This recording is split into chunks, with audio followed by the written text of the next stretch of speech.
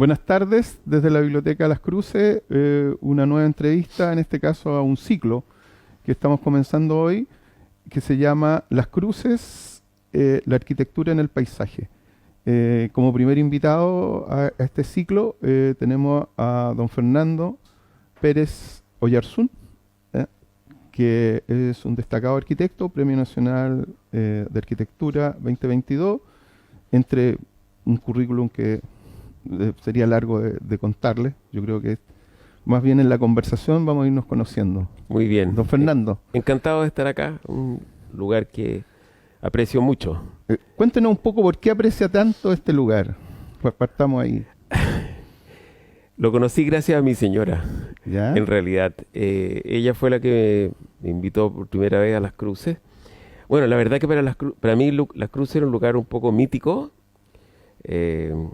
porque aunque ya mi familia no tenía nada que ver, el que construyó esa casa grande ahí, que ahora es de las monjas, era hermano de mi bisabuelo. O sea, Entonces, don Santos Pérez Isman. Santos Pérez Isman. Mi bisabuelo se llama Santiago Pérez Isman, es su hermano, que murió muy joven.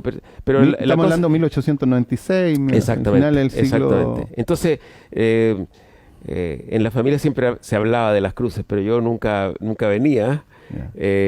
Incluso se diría que mi tatarabuelo había muerto por comer unos mariscos de Las Cruces. Mira, que lo habían llevado, porque lo trasladaban horas y horas. Entonces imagínate cómo habrán llegado los mariscos, digo yo. Entonces, pero en realidad fue mi señora que cuando recién nos conocíamos nos invitó a pasar unos días acá en Las Cruces con un amigo. ¿Qué tenían ellos? ¿Tenían casa? Ellos, sus padres. Sí, sus padres ya tenían una casa, sí, una pequeña casa que está al lado de la escalera Blanca Arce todavía, pero ellos venían antes. Les gustaba mucho el lugar y entonces arrendaban alguna casita de verano por ahí, etcétera. Entonces era una cosa como familiar y nada, y ahí conocí este lugar y me quedé bastante fascinado por todo el conjunto geográfico, diría yo. O sea, realmente, claro, nosotros tenemos una costa muy rica, pero yo diría que es relativamente raro ver una concentración geográfica como la de Las Cruces, como si se hubiera concentrado en un lugar. Entonces, uno tenía o la Playa Grande, que es la relación con Cartagena, o tenía ese pequeño mundo que es el de la Playa Chica, pero tenía la conexión con la Caleta de los Pescadores, o tenía las Salinas. Entonces, es una cantidad, variedad, unos roqueríos fantásticos, digamos, y entonces me llamó muchísimo la atención, pensando luego en por qué podría explicarlo más. Ahora tú ya eras arquitecto, o estabas estudiando cuando tú ya eras Estaba arquitecto. estudiando. Ya. Y ahí te llamaron la atención estas casonas, yo creo, la misma arquitectura de este pariente que tú tenías, que es una de las casas Sí. señeras, digamos, el Palacio Barro. Exacto, sí.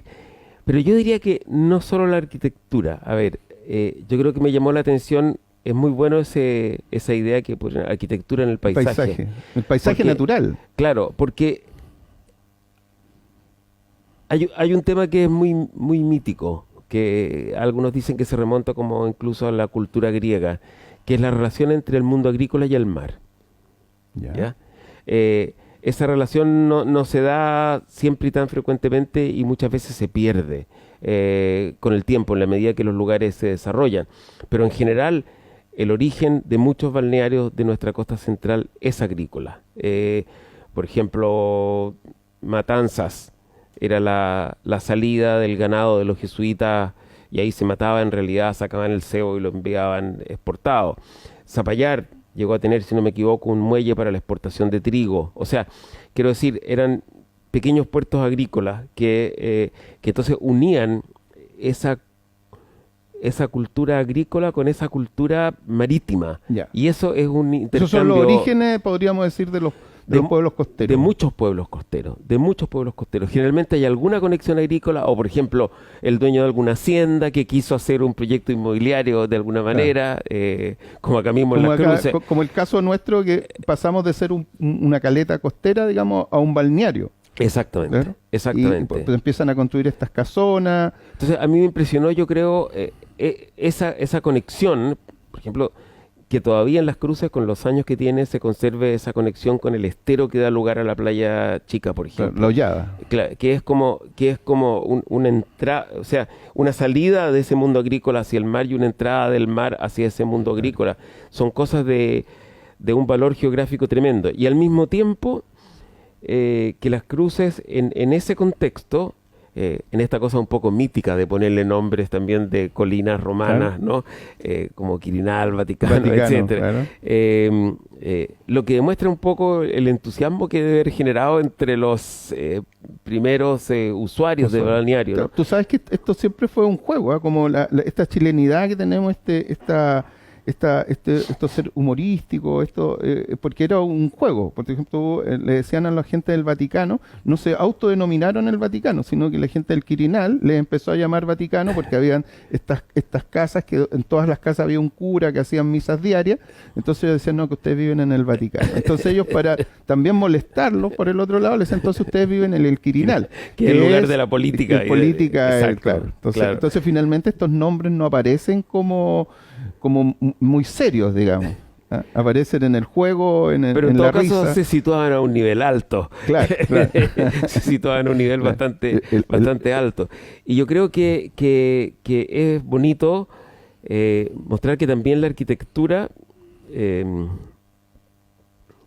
va como reflejando esas relaciones y el paso del tiempo. Claro. O sea, por ejemplo, para mí hay una polaridad entre esta casa que fue de José Toribio Marín, ¿verdad? Tan importante, que era todavía una casa patronal, agrícola, claro, con un corredor, claro, con teja. Bueno, tenemos que decir que ya no existe, ¿no? Ya después sé, del 85, pero por eso digo, era.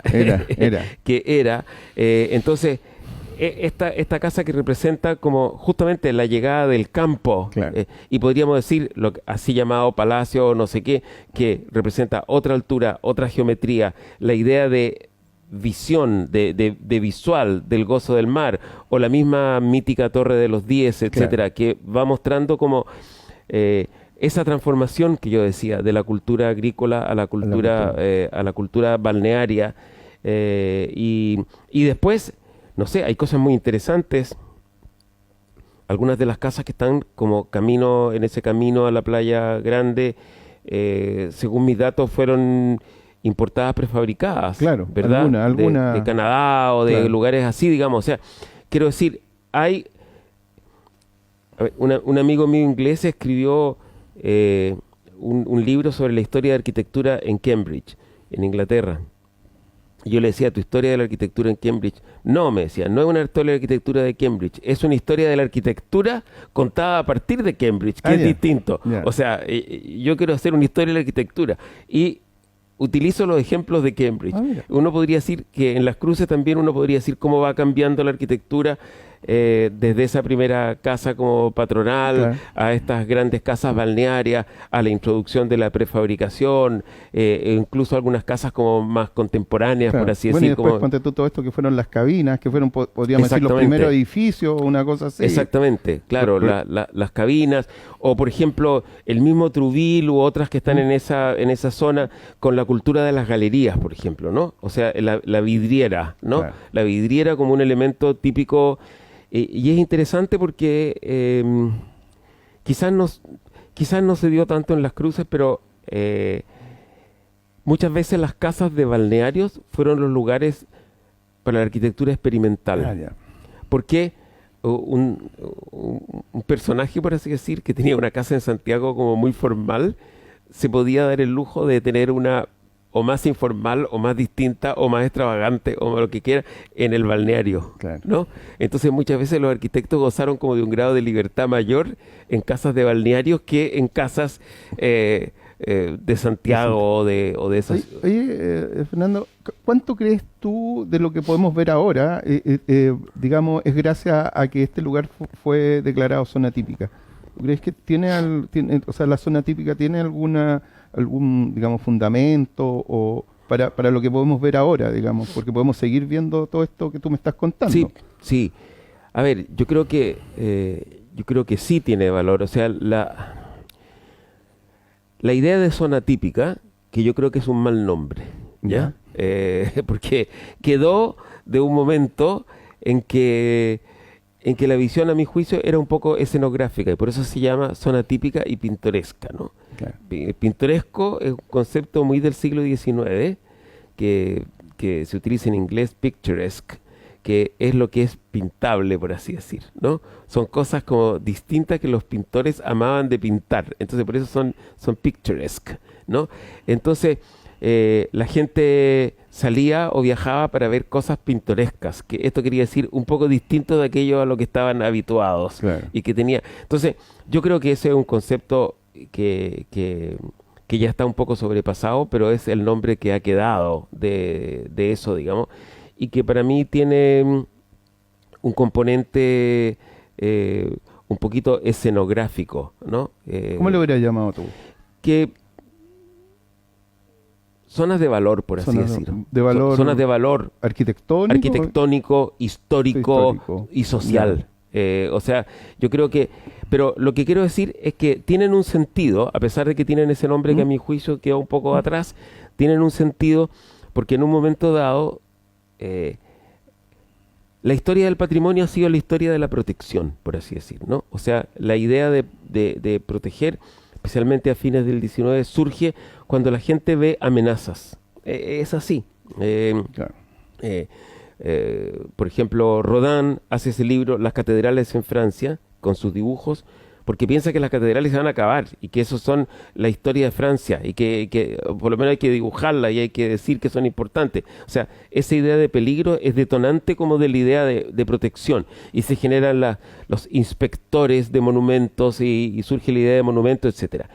La idea de zona típica tiene que ver con otro momento en que se dice, no es la iglesia, la casa, la estatua, el cuadro, sino que son conjuntos, ¿no? Son zonas más amplias en que incluso a veces cada elemento por sí mismo no tiene tanta valor, no tiene tanta importancia como el conjunto. Que es el caso de las cruces. Exacto, que hablan entre ellos, que configuran lo que los arquitectos solemos llamar, por ejemplo, un grano urbano, una manera de disponerse en los terrenos, una manera de disponerse ante la naturaleza, una manera de relacionarse con el espacio libre, con el espacio público, el tener o no tener jardines, o sea, es un conjunto, es un tejido urbano, lo que se suele ver es como un tejido. Entonces, yo creo que la idea de zona típica es eso, es que es un conjunto un poco más amplio en que no sirve que yo solo conserve esto o esto por una especie de valor intrínseco en sí mismo,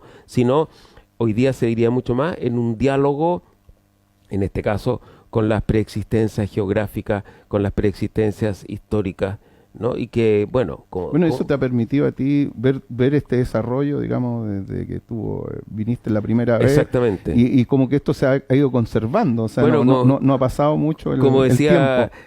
Como decía Emilio, que digamos, yo hacía mucho tiempo que no venía y volví el verano pasado y teníamos este viaje postergado con mi señora, tenemos que volver a Las Cruces, y ella misma me decía, es que me daba miedo volver, decía, porque yo no sabía si me iba a encontrar con algo demasiado cambiado, demasiado distinto. Me dijo, no, mira, ahí están las cosas, con cambios, con diferencias imposibles, la historia no para, siempre habrá cambios, siempre, pero ahí está Las Cruces, lo fundamental, lo esencial de ese conjunto, por ejemplo, de la Playa Chica, con sus 2 restaurantes, con el conjunto de casas, con las cabañas, ahí están, digamos. Y todavía es un pueblo caminable, un pueblo que se abre, digamos, al mar y se abre también a las personas que lo visitan. Exactamente, y que tiene yo creo que esa maravilla, no sé en qué estado esté en este momento, pero esa conexión, por ejemplo, entre la Playa Chica y la Caleta de los Pescadores. Está totalmente conectado. Inclusive ahora hay un sendero que nos lleva desde la Caleta hasta la Punta del Lacho por abajo, por el sendero, digamos. Ese tipo de cosas son de un valor equivalente a muchas casas, digamos. O sea, si ustedes se dan cuenta, balnearios súper prestigiados como Zapallar, por ejemplo, tienen ese tipo de cosas, o una obra de paisajismo que ha sido publicada en todas partes, Punta Pite, ¿verdad? Se basa en parte en un recorrido que va tejiendo con delicadeza entre las rocas, la tierra, etcétera. Entonces, ese tipo de cosas son valores altísimos, digamos. Y yo creo que nosotros tenemos que agradecer a las personas que hace, por lo mejor, 120 o 150 años pusieron el ojo, vieron eso, lo crearon, porque en verdad las cosas no existen antes que uno construye, en cierto modo. O sea, la construcción nos muestra al mismo tiempo. Claro. El construir algo, el que algo se vea y que desde eso se vea otras cosas y que eso se habite y que se recorra, construye ese lugar. Antes, por supuesto, había la geología, la topografía, el mar, los peces, las cosas estaban ahí, pero no estaban de este modo con esa figura cultural, diría yo, claro, que representa en este caso un balneario. Oye, gracias Fernando. Bueno, fue una pequeña conversación porque la idea es ir dejando algo para futuras conversaciones. Muy bien, las cruces, la arquitectura en el paisaje natural. Eso quiero agradecerte que hayas estado con nosotros este ratito, digamos, y no sé, palabras finales. Gracias a ustedes. Yo creo que lo fantástico es que eso sigue siendo todavía una realidad en las cruces y eso hay que cuidarlo. Esa relación de arquitectura y paisaje natural, que es también una relación, como decía yo, de culturas, de formas de producción y de formas de socialización. No es solo un dibujo, digamos, sigue viva en las cruces y es una de las cosas que, no siendo una casa o un monumento, hay que cuidar. Muchas gracias. Gracias a ustedes. Gracias a todos. Seguimos.